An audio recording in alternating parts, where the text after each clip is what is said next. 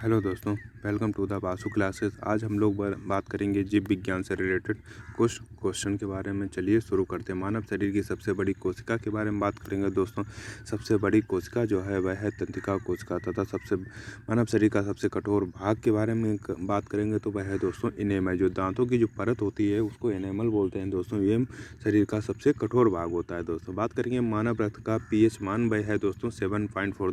दोस्तों ये हल्का क्षारीय होता है दोस्तों, तथा सात जो होता है वह उदासीन होता है, तथा ये जल का पीएच मान है दोस्तों। तथा 7 से कम जो होगा वह अम्लीय होगा दोस्तों। बात करेंगे हृदय एक धड़कन में कितना समय लेता है तो दोस्तों हृदय जो एक धड़कन में 0.8 सेकंड का समय लेती है, तथा 1 मिनट में 72 बार धड़कता है दोस्तों। बात करेंगे मानव शरीर में जल की मात्रा के बारे में तो दोस्तों लगभग 65 से 80% होती है, तथा शुद्ध जल की मात्रा की बात करें तो लगभग जो होती है 70% दोस्तों। बात करेंगे रक्त को शुद्ध कौन करता है तो दोस्तों किडनी अर्थात वृक्क जो है वह रक्त को शुद्ध करता है, तथा इसके जो रक्त के शुद्धकरण की जो प्रक्रिया है वह कहलाती है दोस्तों डायलिसिस। रक्त का थक्का जमने में सहायक क्या है तो दोस्तों विटामिन के जो है रक्त का थक्का जमने में सहायक है, तथा इसका जो रासायनिक नाम है वह है फाइब्रिनोजेन दोस्तों।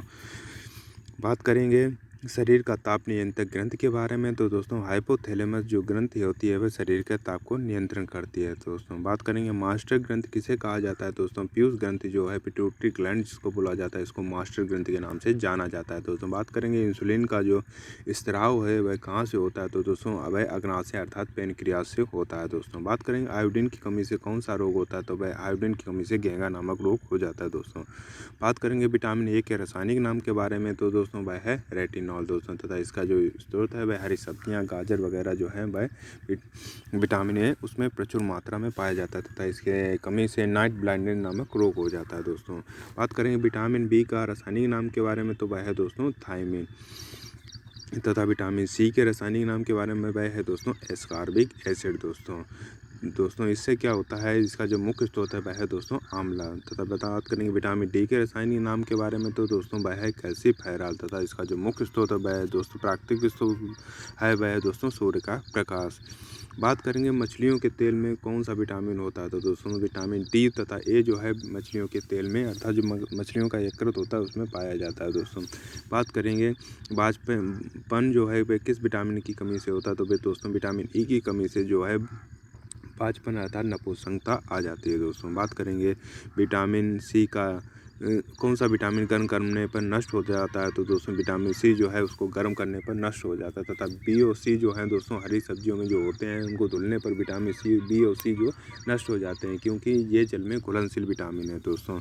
बात करेंगे रक्त का थक्का नहीं जमता है, ये किस रोग का लक्षण है दोस्तों। विटामिन के की कमी से रक्त का थक्का नहीं जमता है दोस्तों, ये हीमोफीलिया का लक्षण कहलाता है दोस्तों।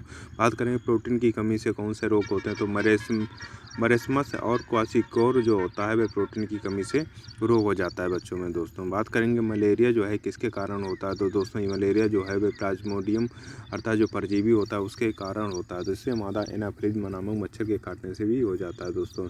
इसकी जो खोज की थी वह की थी रोनाल्ड रॉस ने दोस्तों। बात करेंगे मलेरिया की दवा जो कुनैन है वह कहाँ से प्राप्त होती है तो दोस्तों वह प्राप्त होती है सिंकोना नामक पौधे की छाल से दोस्तों।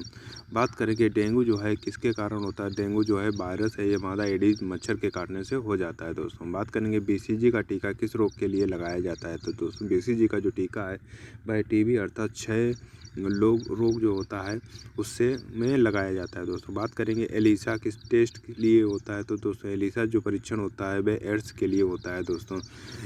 एड्स जो है इसकी फुल फॉर्म की बात करेंगे तो वह है एक्वायर्ड इम्यूनोडिफिशियेंसी ऑफ सिंड्रोम, तथा ये एचआईवी वायरस से हो जाता है दोस्तों। बात करेंगे पेनिसिलिन की खोज जो वह किसने की थी तो वह की थी दोस्तों अलेक्जेंडर फ्लेमिंग ने। चेचक के टीके की खोज किसने की थी तो वह की थी दोस्तों एडवर्ड जेनर ने। बात करेंगे कोशिका का अध्ययन क्या कहलाता है तो दोस्तों कोशिका का जो अध्ययन है वह कहलाता है साइटोलॉजी। कोशिका भित्ति किसमें पाई जाती है दोस्तों, ये केवल पादप कोशिकाओं में पाई जाती है दोस्तों। बात करेंगे आत्मघाती थैली के बारे में तो दोस्तों वह है लाइसोसोम दोस्तों। राइबोसोम का क्या कार्य है दोस्तों, प्रोटीन का जो संश्लेषण है वह राइबोसोम का मुख्य कार्य है दोस्तों। बात करेंगे डीएनए की इकाई क्या है तो दोस्तों वह है दोस्तों जीन। आनुवांशिकता का नियम जो है वह किसने दिया था तो दोस्तों वह ग्रेगर जॉन मेंडल ने आनुवांशिकता का नियम दिया था तथा इन्होंने मटर के पौधे पर प्रयोग किया था दोस्तों। मनुष्य में गुणसूत्रों की संख्या के बारे में बात करेंगे। 246 गुणसूत्रों की संख्या होती है, अर्थात 23 जोड़े पाए जाते हैं दोस्तों। बात करेंगे लाल रक्त कणिका जिसको आरबीसी के जीवन काल के बारे में, जिसको रेड ब्लड सेल्स भी बोला जाता है। इनका जो जीवन काल होता है वह होता है 120 दिन दोस्तों। बात करेंगे श्वेत रक्त कण जो जिसको WBC वाइट ब्लड सेल्स बोला जाता है, उनका जीवन काल के बारे में वह होता है दोस्तों 2 से 5 दिन दोस्तों। बात करेंगे रक्त का थक्का बनाने वाला विटामिन कौन सा है, तो दोस्तों विटामिन के जो है वह रक्त का थक्का बनाने के लिए रक्त का थक्का बनाने वाला विटामिन है दोस्तों। बात की जाए सर्वदाता रक्त समूह कौन सा है, तो दोस्तों ओ जो है ब्लड ग्रुप ओ जो है वह सर्वदाता रक्त समूह है तथा सर्वग्राही जो है वह AB है दोस्तों। बात करेंगे हृदय की धड़कन नियंत्रित करने वाला खनिज कौन सा है, तो दोस्तों पोटेशियम जो है वह हृदय की धड़कन को नियंत्रित रखता है दोस्तों। बात करेंगे हड्डियों और दांतों के लिए क्या आवश्यक है, तो दोस्तों कैल्शियम तथा फास्फोरस जो है हड्डियों और दांतों के लिए आवश्यक होता है दोस्तों। बात करेंगे लौह तत्व की कमी से कौन सा रोग होता है, तो वह होता है दोस्तों एनीमिया, जिसमें गुड़, आंवला, हरे पत्तीदार सब्जियां आदि खाने की सलाह दी जाती है दोस्तों। बात करेंगे सफाई कर्मी किसे कहा जाता है, दोस्तों अपघटक जो डिकम्पोजर्स होते हैं उनको सफाई कर्मी के नाम से जाना जाता है दोस्तों। बात करेंगे पारिस्थितिकी जो इकोलॉजी के जनक के बारे में, तो दोस्तों वह हैं रीटर।